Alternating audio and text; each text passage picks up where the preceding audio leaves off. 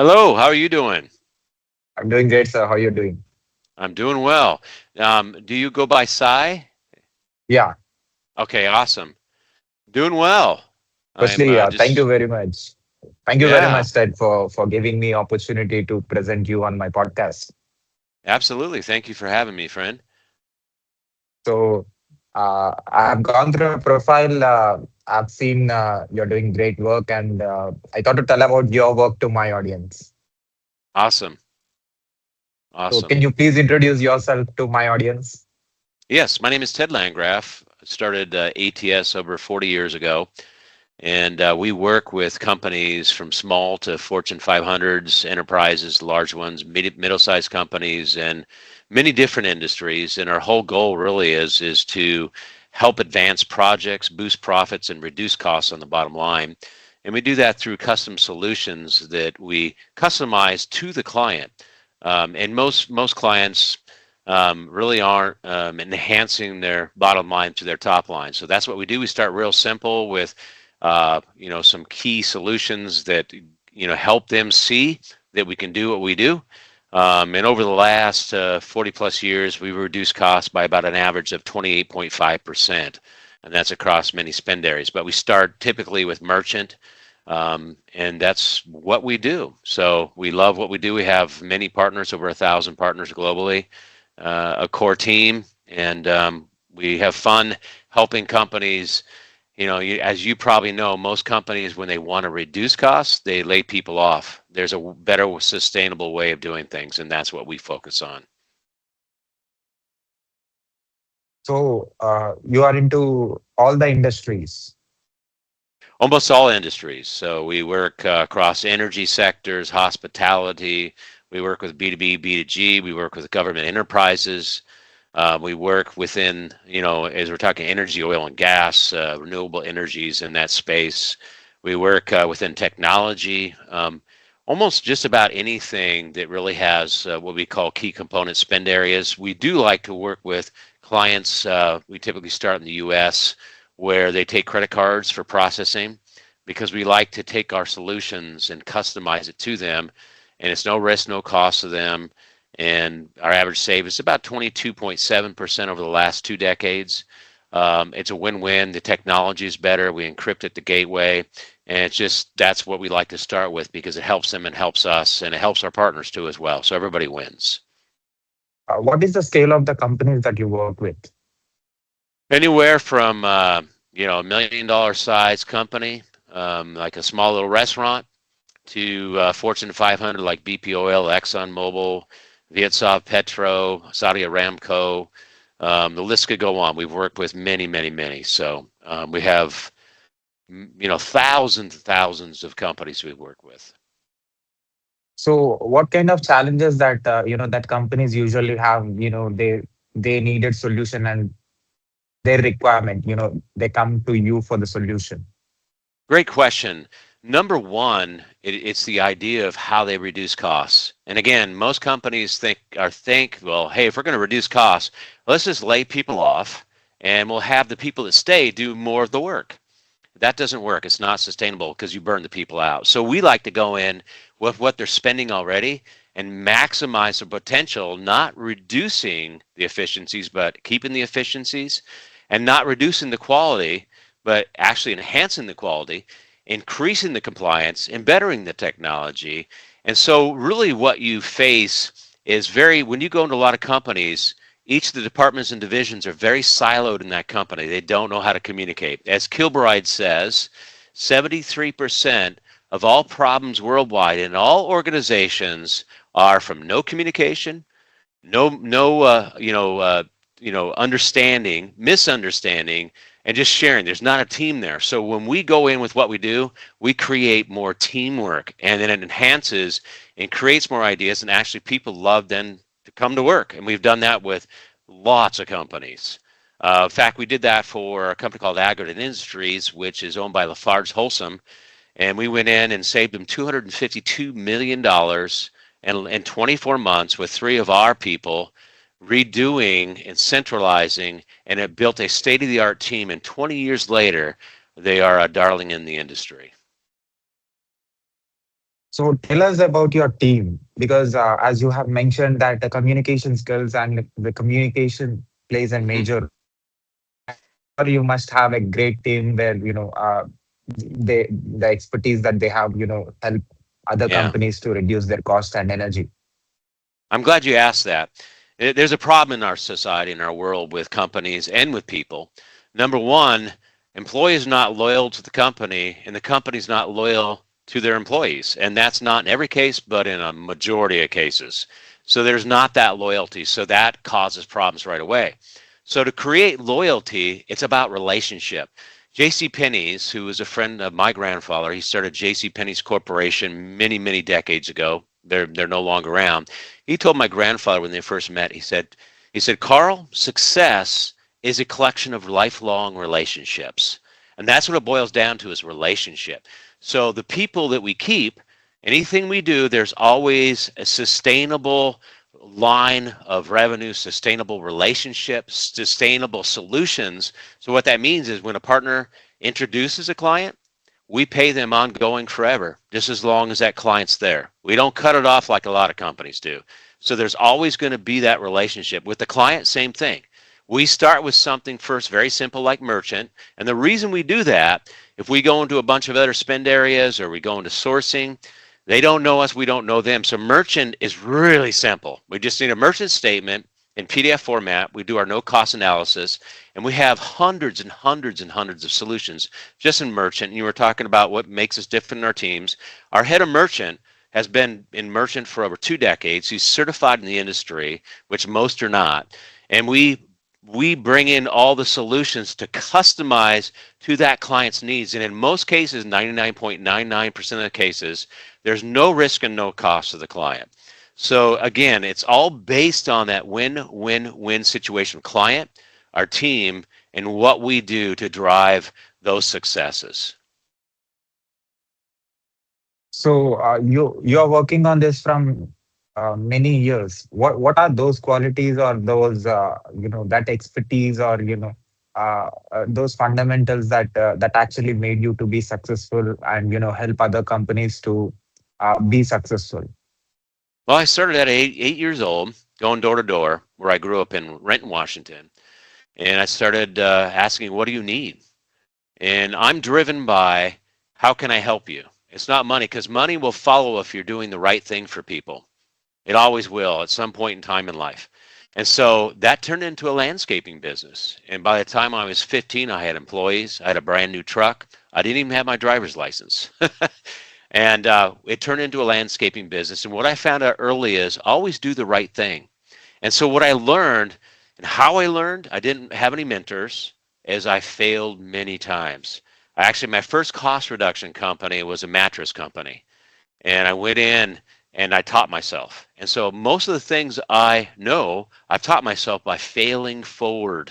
So I failed many times. So it took a number of years to develop cost reduction methodologies, and then add a whole procurement chain to it, and then add finance, and then add team members, and then add a partnership program. So everything we have, we've designed. All our own content, 99.9% of it is our own content, from our knowledge papers. We have hundreds of them, from the books we've written, to the case studies we've developed, to videos we've done, to the trainings. And I've done trainings in over 150 countries. And when I go do trainings with major corporations, I do it in person. I'll do it in hotels. I don't do this that much anymore. But when I've done that, I actually learn from those people as well. And I always believe that humility always comes before honor. So it means you're open, you're honest, you listen, you observe, and you can always make things better. There is a lot of diversity in your experience. You worked in for 150 plus countries, and you worked for multiple industries, which doesn't match with each other. Like what is that thing which worked for you and which helped all these industries and made I mean what difference that you observed, especially in this diversity, because one country and one company is not same as others. Great question. Most people are the same regardless of where you go, regardless of culture, regardless of how you grew up. In fact, most billionaires came from very poor backgrounds. Most did. And so they gained it themselves. So the reality is there's a lot of components that go there. Number one, the thing that connects everybody is money. And so, you know, and it's a proven fact, what are you going to do to feed your family? You'll do whatever it takes to feed your family. So money connects us, but it's also the key components, the desire of the heart, what you have in your heart, and what you want to accomplish. And so people are people no matter where you go. And like you were just saying, I mean, we do sourcing in 65 plus countries, all of Africa, Russia, all the former U.S. Russia, countries. There's about 15 of them, and it's really taking a person that understands that culture. We empower them, and we help them succeed, and then they go in with who they are, and we're like, we take that person, and then we mold and custom our solutions around that person and that team and who they are. So it isn't we just bring them in and we box them in. We actually custom that solution to that person and team and who they are and where they've been, and then we develop that solution around that whole team. So it's totally different than most companies. So, what all the problems that usually any company will have?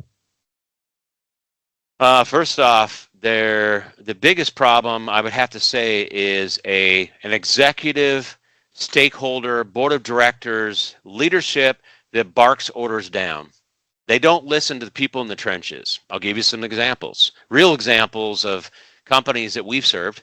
There was once a company in Switzerland in the pharma industry that came to us and said, we would like you to design a custom logistics, inventory, delivery software system. It's when we did software packages. We don't do that anymore. We'd like you to design this to take care of our problems, because we don't know what's in inventory. We don't know how much we have. We don't know what's first in, first out. We don't know how long it's been sitting there. We don't know our assets. We don't know what we're going to need and how to forecast that, etc. And we told them the most important thing when we did the proposal is you need to go to the user base, the people who are going to use that, who are in all these locations, and listen to them. What do you need this to do? And then involve them in the process. I said, if you don't do that, you're going to waste a lot of money and time, and it's going to be egg on your face. Guess what? They didn't choose us. I'm glad. They went with another company, and they didn't listen to the users. $15 million later, wasted. The system was a joke, and they fired a bunch of people in that department. So the thing I see in most cases is they don't listen to the people who are going to use it in the trenches. Those are the most important people in your team and the company. You've got to empower those people down there who are doing the work, listen to them, custom around them, and you got to start walking carefully. You can't run. Most companies want to run. You've got to walk first with that person there, do it in Word and Excel, make it work, and then expand it out in technology. And what is your experience with technology companies, working with them? Okay, I'm just going to be honest. I've worked with Oracle, I've worked with Microsoft, I've worked with JD Edwards, I've worked with Lawson. I work with all kinds of custom software packages over the years and companies. And the biggest problem is they come in, they implement the software, and then a lot of things go wrong because they don't set it up. And what we've had to do in redesigning and helping companies understand it, we throw out the manual, literally, and we rewrite a guide that has pictures that are steps and how to use it and what to do with it. So you can actually go, step one, here's what you do. You got a picture, an actual picture, and you implement it into their environment with that software. And another problem is it's really in the architecture. Like we did, we took a tribal enterprise paperless back in 2002, and they were doing 100 million documents a year. And with compliance, they needed to hold on to those documents. So we said, if we were to digitalize this and automate everything from finance to accounting to how they do with revenues to their banking, their processing, we could not only reduce costs by 20 million plus a year in labor, but we could also make it instantaneous and not hold on to any records. We did it. It took us 2.5 years. We had to hire somebody. They were using Lawson as the back end. 58,000 bugs that we had to reprocess through. So we hired that. We had to hire an engineer to actually do the technology side, because this is a long time ago. But the same thing applies now with technology. You have to have the people involved with it. You can't just go in there and slap it on there. This is going to do it all for you, because it doesn't. Even with AI, we're still in the beginning phases. We've been doing AI for 15 years. I've been involved with many projects, and it's about involving that person. What is it that you want to accomplish? Putting the team together, holding that team accountable, communicating, bringing it forth, and making sure that your RFP and your process and the partners you're going to bring on flow with that. It's understandable, and then put the contract together with whomever wins that process, and they understand, you understand. And again, that's where most people go wrong. It comes down to the end piece where the contract is signed, and they don't even know what the heck it means because of all the legal terms. And you have to have the legal terms in there. I'm not saying that, but you need to have addendums that show and exhibits what does this really mean, so we can hold each other accountable and transparent and on track, so you have success. What is the minimum and the maximum cost reduction you did, The minimum? and the maximum? Oh gosh, the minimum was we saved a small financial firm about $98,000 in a 12-month spend, and they were doing about 280,000 a year gross revenues per year. So it was more than a third that we helped to bring cash flow to them, so they didn't go under. Another example was a small pancake house restaurant in Washington, D.C. We saved them 200 and I think it was $25,000, and they were doing 600,000 gross revenues a year. That's a substantial amount, and that's over a 12-month period. The maximum we saved was about $9 billion for a global company and over 300 spend areas, and that was a several-year process, and it changed the whole company. It was several countries, several regions, and it was a long process. And we started with one simple little thing, because you got to crawl before you walk fast before you run. And so that's again why we like to start with merchant. It's so simple, it's a no-brainer, and in most cases, and I'm going to tell you this, most companies in America don't encrypt at the gateway when they take their revenues. Their efficiencies on their labor are terrible, so they're spending a lot of labor hours in the finance department to process those. Most of the processors that they have are sitting on the funds for 1, 2, 3 days before they get paid. It should be instantaneous in most cases. They're paying too much on their interchange and on their fees and on the hidden fees. Our average, again, is 22% plus. That's a lot of money. We just saved a tech company that does about $10 million a year gross revenues. We saved them $158,000 a year just on merchant processing. And the partner who got us into that, he is now making about $57,000 a year in commissions. So if you break that down, that's almost $4,000 a month he's getting paid every month from, month in and month out, year after year. We've only lost 7 clients in merchant in the last 18 years because they were either bought out or they transitioned into a higher, bigger, type of process system.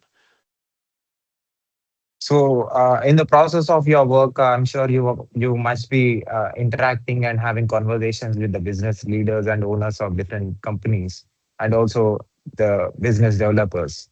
So, what do you observe? Like, when you have conversation with them, what will be their first thing when they come to you or you go to them? How it will start? Well, it all comes down to like our marketing, business development. We have a whole social media team that markets, and we start with that solution. We intermix life, success, and our own content with our books and knowledge papers, because we have lots of IP we've developed and copyrighted over the last 30 plus years. We do some of that, so it gives value. Number two, when we market that solution, like merchant, for example, we will market that And if they decide to engage, then we're focused specifically on that merchant process on their credit cards, and that's US only. And then it's pretty simple. What we need next is a copy of your merchant statement in PDF format. And there's no proprietary information in there, so there's no NDA necessary. It's public knowledge. They'll send that to us, and our head of merchant and his team will do a no-cost analysis. And they'll find out, and typically within 2 to 3 days, here's what we can do. We will get that report. We'll set up a call with the head of merchant and that client, and they'll have a conversation, and they'll go through each piece. And they'll say, it'll take less than an hour. And if you want to do this, we believe we can save you 24.5%. We'll reduce your labor dollars by 500 hours. Like sometimes just centralizing the processing, like we did a hospital with about 110 different POS points of contacts for taking the processing payments, and we put it into one within those systems. So now we just did away 1,000 hours of labor per year to process those on their finance department. So we'll go through that. And they say, yep, let's do it. And believe it or not, some clients at that point go, I don't want to do it. It's like, really? You don't want to save money? And here's what we can do. And we're not coming in saying, hey, we have one solution and we're going to box you in and you're a circle. No, we customize it to them on everything we do.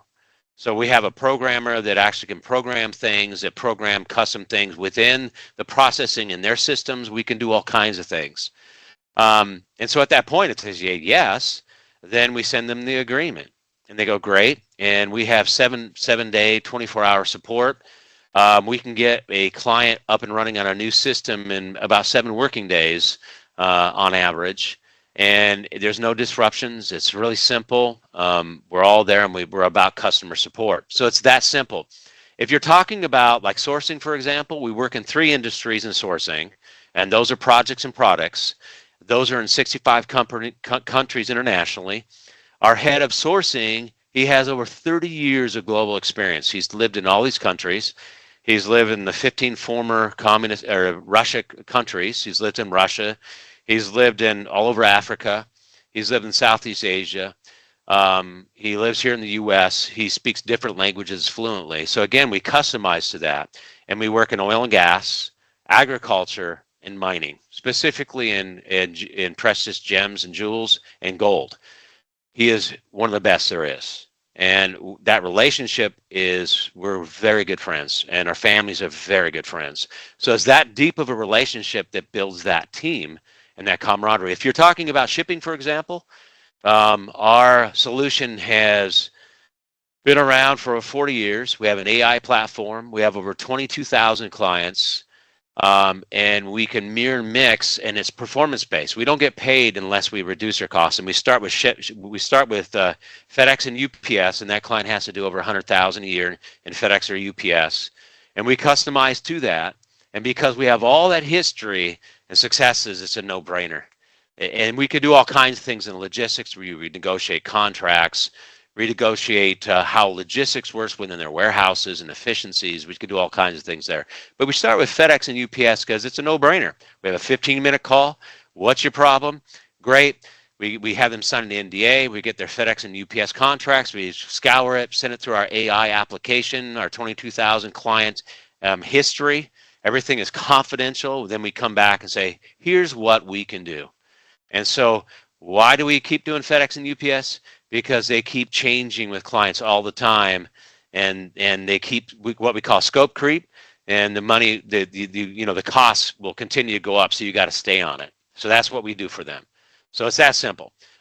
We don't do procurement and all the spend areas. Spend areas could be sales, marketing, it could be AI, technology, it could be office supplies, health insurance, it could be actually HR, software packages, it could be you name it. We've worked in over 2,000 plus spend areas. We don't do that until we do the merchant or shipping, because if they're not willing to do that, they're not serious. And when we do the other procurement stuff, we might spend 100 to 200 hours of our time do a custom report, and it's a lot of money for us when you're paying somebody 100 to 200 an hour. And so we start with those simple things first, and if they're not willing to do that, we say thank you, you have a good day. But if they start with that, then they see what we do. We're saving them money. Our partner's making money. We're making money. They're happy. And then we talk about other areas because now we're getting to know each other and we're building that trust.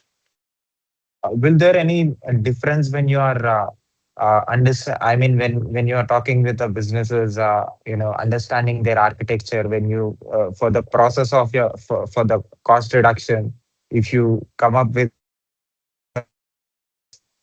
when they disagree, do you experience that kind of situations like because the every owner or every business have their customized business plan and Right. the vision to for next years. Great question. So again, back to like merchant and shipping, FedEx, UPS. That's why we start with that, because then they get to know us somewhat. We prove ourselves.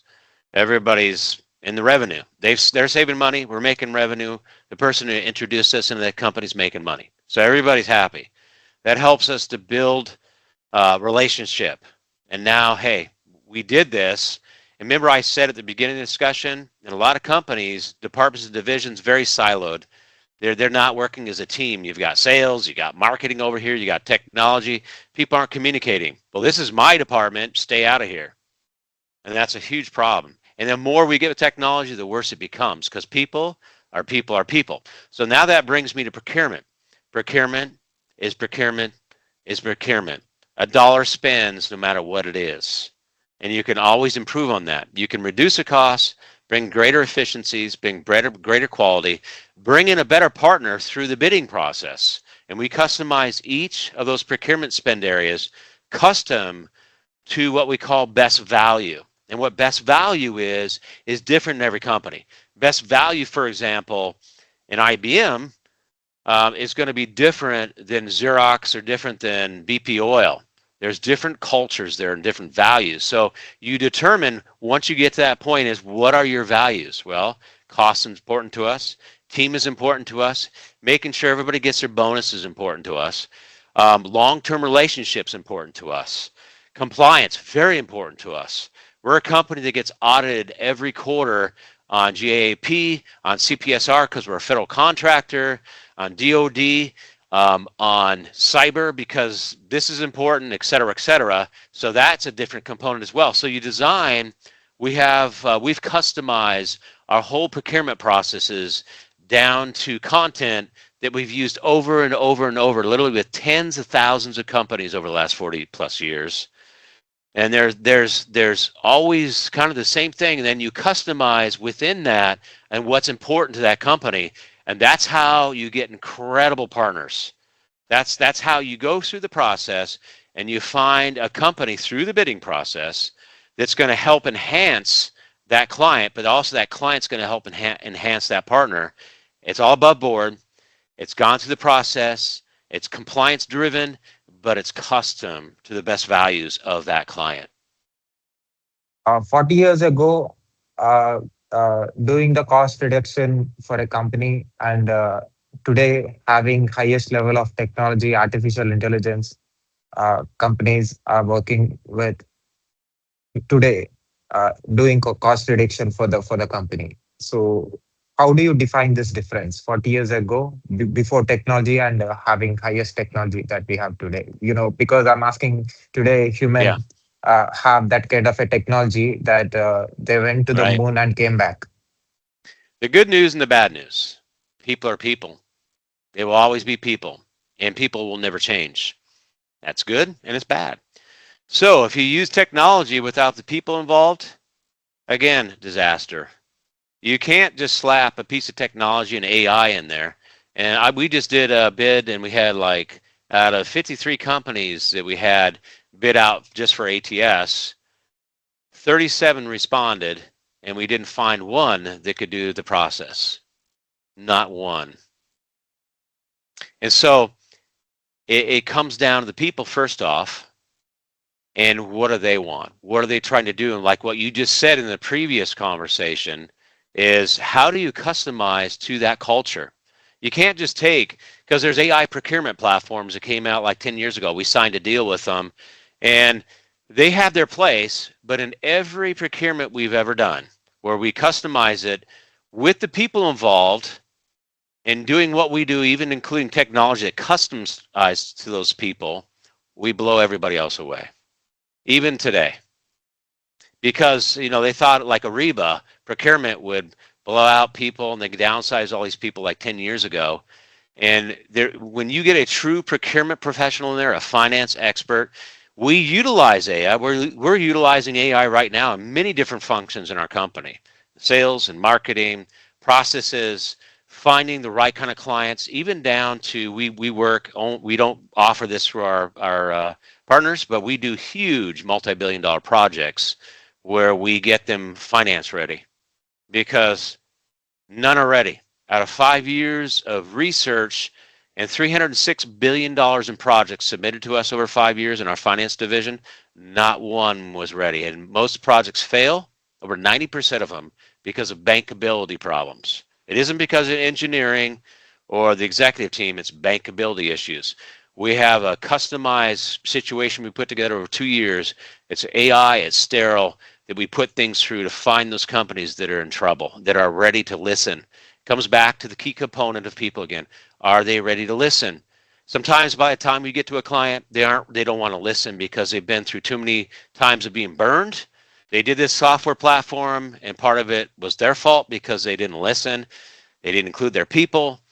AI is powerful. It's awesome. We use it all the time, but you've got to involve the people in it. If you don't do that, it's not worth it.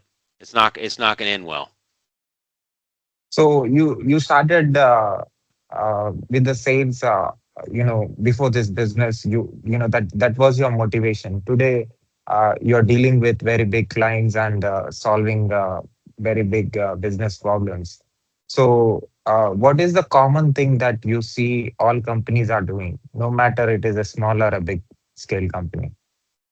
Right now, a lot of companies are trying to survive. They're trying to do cash flow. They're running lean and mean. And so with AI is going to replace a lot of jobs on the process side. The things you do over and over and over and over, those are more process driven. But there will always be a place for relationship where a person builds a relationship with a person. There will always be that. There's a human need to be wanted and to be needed. Always will be there, no matter who you are, anywhere in the world. As more companies get acquired and everything else. In fact, in the last 50 years of merger and acquisitions, it didn't end up well. Most people are laid off. The company just became bigger, but it didn't do justice for people.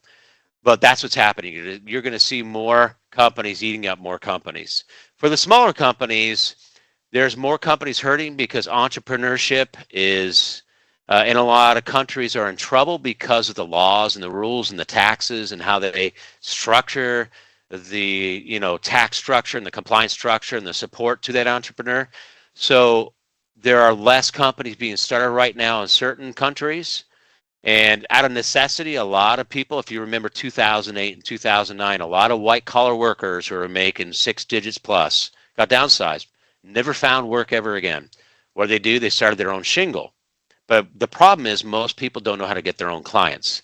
They don't know how to market. They don't know how to sell. They don't know how to do social media. And now they don't know how to use AI to find those kind of clients. So there's been a whole gutting. And so, what you're seeing, the biggest challenge is, I would have to say, number one is ego. Is like, we don't know it all. The more you know, the less you know. And so you still have people at the top, especially, and again, we work with small little companies, mom and pop companies. We work with small mid, we work with mid large and large across the board. The biggest thing is ego. And what do we know about ego? Pride comes before fall. And so look at some of the Fortune companies right now. What did they do? They gutted them. They made them so lean that people hate going to work there. The employees do. Their stocks plummeted. There's a lot of companies like that now. They don't want to go to work there. They have a bad reputation, and the people at the top, well, I fulfilled being the CEO, and I just made my $250 million bonus, and now I'm retiring. Excuse me? We call it KPIs. It's important to have KPIs throughout the whole component of the whole company, from the executive space to all the divisions, departments. Again, accountability and KPIs, and be accountable And what are you supposed to do as a leader? You're supposed to empower your people. That's really what a leader does, empowering the people to do their very best as a team for a common goal. Most people, if you go interview them in companies, like I'm not going to pick an Amazon, but look at that. Well, if you lasted 2 years at Amazon, you're a star. And most people don't want to go to work there. Why? It's they run people through the mill. It's not a very good company anymore. It really isn't. They're all just about profits. How much can you make me? And at the end of the day, you can still have profits, but treat people with respect, relationship, keep that sustainable relationship. And guess what will happen? If you see our case studies, you'll see a common theme where we started, like with Merchant, for example, built the trust, then we go into another area, then another area, and all of a sudden, over 30 years, look at all the things we've done together as a team. And that's another big problem in companies. They don't have the staff anymore. They don't have the team people. A lot of people are like, why should I go the extra mile here? I mean, there are some really good companies out there where people will go the extra mile because they love it. It's an amazing environment, but it's fewer than far between anymore. So you got to build that team. And it isn't just about the money. If you do the right thing, again, the money will flow because people are going to come up with ideas. They're going to start working harder. They're going to do more things. There's going to be more communication. It's a proven fact. And we've done it thousands of times. Change is constant in the world, in the universe. So, how much time you usually take to do this, and how much time actually any company needs to take your service? Well, on And merch, because yeah, uh, uh, the, that's a, know, that's a great question. you know, change is going to be constant, and right. Again, change is constant, and it's what has changed in the last 100 years is more travel and more technology. People are still the same. What AI will do is it'll be one common language, so there'll be more developments. There's going to be some things that are scary that are going to happen, and who's going to own that control? That's the question. And if you have the wrong person who has that control, the wrong group, not good. Because when you have unaccountability or no accountability, things go south. You think you can get away with anything and do anything. So that's going to be key. Number two, people are still the same. People are always going to be the same. So that's good and bad, right? Number three, change is constant, but it's the technology and how things are going to be developed, like with energy, for example, and where things are going to go there, with AI, with how people communicate. Elon Musk said probably in 10 years you'll have the choice to either work or not. I want to keep working because I always like to learn new things. Why? It keeps me humble. It helps me to stay intact. It helps me to be a leader and stay a leader. That's really important because if you have everything done for you, you're going to be kind of stupid here and not very discerning here over time. You are, unless you keep learning, because it humbles you. The other component is how much time does it take? Real simple. That's why we start with Merchant. The whole process of, like, let's say you email or you go to our website or you answer an ad or our AI says, yes, I'm interested in Merchant. Great. We send you an email. We need your Merchant statement. You send it to us. We then do our analysis. We send you back an email through our process and say, here, this is how much time it's going to take, about an hour of your time. Here's what we think we can do for you. Let's set up a call, a 15-minute call. We go over what we can do for you. Then we set up another call after you say yes. It takes about 15 minutes to go through the agreement. It's real simple on what we're going to do for you. And then we get the process going. Our customer service department calls your person. Let's say you have a head of operations or IT who's going to do the job for you in your company. So that's what we call implementation. Here's what we need to do next. The whole process is about 1 hour from beginning to end to full implementation. That's simple. It's amazing. And we use a lot of AI in that methodology and a lot of systems. It's incredible. It's all compliant. It's all protected. It's all encrypted. Everything is done. You're up and running. You're saving money immediately from day one. It's quicker, it's faster, it's better in most cases. It's the efficiencies are off the charts. It's amazing. We have a lot of fun. So 1 hour. Because we've done that, we built the trust. If it's shipping like FedEx and UPS, That process is more like an hour and a half to 2 hours because there's a little bit more back and forth with data and everything else. If you're talking procurement, once we get to that point, it depends on what it is. And you know what? Here's what I'm going to say. The biggest problem is once we come back to you saying, hey, we just evaluated all 552 spend areas, because we don't do that until you do the first two. If you don't do the first two, we don't go to the third phase at all. We won't even touch it. Why? We found out that people would use our data, take it from us, and they would use it on their own. And they would get some wins. They wouldn't get as good as we get because we're good at what we do, really good. These are people who have worked 30 to 40 years who are the best of their game in the industry. I've been doing procurement since I was 15 years old. And so I'm not saying I'm better than anybody else, but I will say I know what I'm doing. And everything I've ever done, I've always brought results. Every single thing. I've personally saved, I think I shared this, over $10 billion personally in my own personal procurements I worked on. None of my team members over the last 45 years, me personally.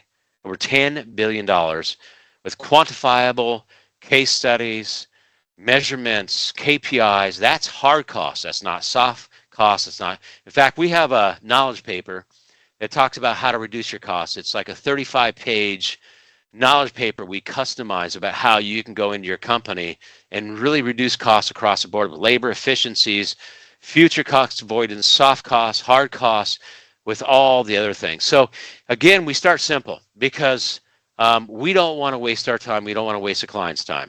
Sourcing, if you're talking about sourcing, that's a whole different ballgame. That could be, because you're talking about a specific product or project, that can be 6 months to 2 years, easily, of back and forth. If you're talking about getting a project finance ready, that depends on the project owner. And it always comes down to the project owner or the decision maker, the stakeholder, how fast do they want to go? And we go as fast as they want to go, start, stop, start, stop. And that's, again, why we do merchant. So simple. It is so simple, it's a no-duh. And if they don't pick it, obviously, they aren't ready for the change. They don't want to change. Their brother-in-law is the one who's providing that service. There's funny business going on. I have audited many companies for the U.S. government. Many huge fortunes, mid, small. Not one was compliant. They had to go on a corrective action plan. Not one. So again, accountability. Most companies, when they go to their procurement department, I'm not knocking the profession. I love procurement people. There are some amazing people out there, but a lot of times the CFO views procurement as order takers, and that's not what they are. They are proactive department who should be right in the middle in every spend area. Powerful. Government policies are something that impacts the cost and expenditure, the spending of the company. So how do you help them in this change? Because different countries and different companies belongs to different parts, Great. different places. Yeah, great question. Well, we start with merchant and then shipping. If we do go into the procurement area, it's only in the U.S. We don't go outside of the U.S. But what we do in the U.S., depending on what it is, again, we customize that whole process to their best value. And so part of that best value is SOX. Could be SOX. It could include GAAP. It could include CPSR for the U.S. government. It can include the SEC. It can include all kinds of things. So we customize those specific things to that company, to those spend areas within their framework or their best value. And so that's how we do it. And every client we've ever done that was like a contractor, a U.S. federal contractor, when we set them up and they went in there, compliant. And here's why. If it's not in the folder, it never happened. So we know what to put in that folder because of their metrics, because of the KPIs, because of best value, what's important to them and what's needed. So on the procurement side, I'm going to make that very clear, only the U.S. only, okay? Because some countries, procurement won't work. There's too much fraud. There's too many problems. Their government has too many people doing stupid things. I'm just saying. I've worked in a lot of governments. That's why I will only do the U.S. because I know it well, and I'm a leader in government policies for the U.S. government because I've done lots of them. As far as sourcing, 65 plus countries, around the world, with what we call project readiness, and those are anywhere from 100 million to $10 billion plus. Where we help a project get finance ready, those are very expensive. That will cost you $1 million to $8 million in costs to get a project ready. Very expensive. Very expensive to get a project bankable. Very expensive. And I've been doing that for 35 years. And we have one of the best teams, former Deloitte people, former PwC people, former government people, former oil and gas executives. We have an incredible team. And we have an AI platform that works within that we custom programmed ourselves, and it's all self-contained, and it's amazing. So we know what's ready and what's not. Within the research, it's incredibly powerful. So, any other questions at all, Sai? Yeah. Do you have any particular experience in this 40 years, or the problem that you have solved that you feel which starts apart from all other problems that you have solved? I would have to say personally myself and in the company, stay in your core, do what you do best. Don't be everything to everyone. So that's why we're one of the best there is when it comes to cost reduction, consulting, procurement. And we keep it very simple. It's called KISS principle, keep it simple, servant. We believe in that totally. If a 15-year-old can't understand it, then we need to rewrite the process. We have processes, procedures, SOPs, best practices for everything we do. We used to franchise our procurement division. We were one of the fastest growing procurement companies in all of North America. And so a franchise for you to join our company would have cost you $49,950. In 2016, we decided to do away with our franchise division. There was so much complexities and compliance and everything else. We decided to give our partnership away at no cost. So what we give our partners, I don't think you'll find any other company on the planet that gives away our support, our processes, our back office, our social media, instant plug and play case studies, videos, testimonials. We have a social media back office and marketing that has probably about 15,000 collaterals in it. There's our own copyrighted stuff. I don't know of any other company that has that. So anybody who wants to work, whether it's a partner who comes in our team or somebody who's an expert in our team or even a client, there's no reason why you shouldn't have success. The only reason why, like I said a few minutes ago, the thing that derails a client having success is the actual stakeholder of that client or the project owner. We've seen that over and over and over. I'll give you this last thing. We worked on a project for 3 years in Europe. It was the largest project during those 3 years, worth billions and billions and billions of dollars. We finished it all with the largest players in the world. We put over 1,000 hours of our own time into it. You know what killed the deal? The project owner. He thought he could get something better, and he didn't. It's called greed. Remember pride? Greed is a part of pride. His Yeah. greed, and I can't mention names because of non-disclosure legalities, but that is the number one thing that kills most things. Is they think, well, we've already done this. No, you haven't. You haven't done this because most companies aren't doing what we do. They just plug in their technology and yeah, we just save you 19%. Well, if we plug in our technology and we do the process with you, starting with little baby steps, here's what we're going to do. We'll probably get more like 33% cost reduction. And we'll bring the team together because what is the most valuable asset in a company? It's not technology and never will be. It's people. That's it. Any other questions I can answer? Where people can, I mean, the business owners or the chief executive officers of different businesses who are watching and listening to this conversation from anywhere on this planet, where they can reach out to you. They can go to our website, ats-business.com. They can come to you. They can email you. They can email grow@ats-business.com.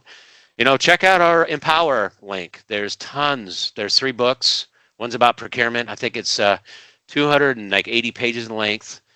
One's about success and one's about leadership. That all came from training over 1 million people all over the world in 150 different nations and many cultures, and just from feedback. It didn't come from reading books or copy and pasting from other people. It came from our own experiences over the last 40 plus years. There's cost reduction papers, supply chain disruption papers on there. The thing, again, I want to come back to about how you contact us is people are people. That's the good and that's the bad. Because you remember Boeing? You remember what Boeing went through Yeah, with the yeah, yeah, Dreamliner? yeah. I was doing a training in Thailand, in Bangkok, Thailand, before I was. Vietsoft Petro was there. Petronas was there. Some of the major banks were there. Largest utilities, two of them from China was there. I had the largest mine from the Philippines there, all their leadership. And we were talking about true procurement. And one of the sections is supply chain disruption. And I said, listen, I said, major company, it's a aviation company, is about to go through some things. And it was Boeing. And you want to know why? They weren't auditing their contractors and subcontractors within the supply chain. And so that's what happened. Another thing, Ericsson and Nokia. What happened there? One had a supply chain disruption plan and one did not. One went out of business and one stayed in business. And so that's just one component. You know what that is? It isn't AI or technology, it's people. What are our people doing and truly auditing on a regular basis? Because auditing is a part of procurement, is a part of cost. If you do true audits in procurement and finance, it's amazing. You'll actually make more money. And people, you'll create better practices. So what I want to say again is it comes back to ego. So check us out on our website. Again, we will start with merchant or shipping because we want to crawl first so you can see who we are and what we do. We've served tens of thousands of clients. In our procurement practice, we've saved almost $300 billion over the last 45 years total with all of our team members, our global experts. It's been quite a ride. Been a lot of fun. We love to change people and make it into amazing cultures. And it all starts with one little merchant statement. That's it. Any other questions I can answer, Sai? I'll share your website link in the description of this video, also on the screen as well. Also, I'll put in my website as well. People who find this conversation anywhere in the internet, on any social media platforms, can able to take your service and make their company better. Excellent. Sai, I really appreciate your time today. You've been an honor and a pleasure. I love the questions and look forward to working with you personally over the years to come. Sure, sir. And one last observation, since you have been into the business and global business and worked with a lot of small scale to big scale companies and started as a salesperson, what's your observation about my work? Have you seen any videos of mine on YouTube? I love what you do because you ask great questions. You research, which I love. So you go in and go, wow, this is what they do. And I know in your mind, you didn't tell me this. You go back and go, well, what did that really say? Is this what it said? And you tweak your questions, and that's a form of listening. And so you're very good. We call it ladder, and that's you observe, you look at it, you understand, then you ask questions more, and then you have actually integrated, looked at a lot of the materials that we provided to you. And I'm going to be honest, most people don't do that. And so you could have a gem right in front of you that could change your life forever for the better. But the problem is ego, or we're not listening, or we're not slowing down to breathe for a minute and look around and go, because the answer could be right in front of you and you miss it. But I would say, wow, great work, my friend. And you're not even the sales part. You're more of a relationship builder. That's what I call you, a relationship builder. So great work. Thank you. It's a great compliment from an experienced business owner. Thank you very much again, Ted, for Thank you, your Sai. valuable time and sharing your work and telling about your work to my audience. Absolutely. Look forward to working with you, Sai. Have a great rest of your day. Thank you very much. Me too, sir. Cheers. Take care. Okay. Cheers. Bye-bye. Bye. Bye. Bye-bye.